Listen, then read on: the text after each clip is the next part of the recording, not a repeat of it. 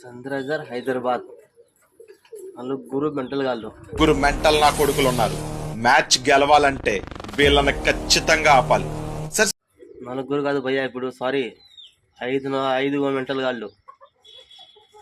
Mental గాళ్ళు ఇషాన్ కిషాన్తో కలిపి ఇప్పుడు.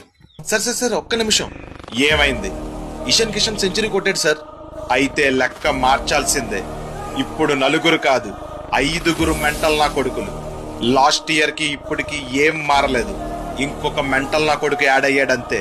సార్ బయట భయపడుతున్నారు సార్ ఇలా ప్రతి మ్యాచ్ బాధిస్తుంటే. ఇంకొక 2 ఉన్నారు, వాళ్ళని త్వరలోనే లిస్ట్ లోకి యాడ్ చేద్దాం. నిన్న ఎస్ఆర్హెచ్ వాళ్ళు చేసిన దాడికి ఐపీఎల్ హిస్టరీలోనే 2nd హైయెస్ట్ టోటల్ ని రికార్డ్ చేశారు. ఏం హిట్టింగ్ చేశారు అసలు.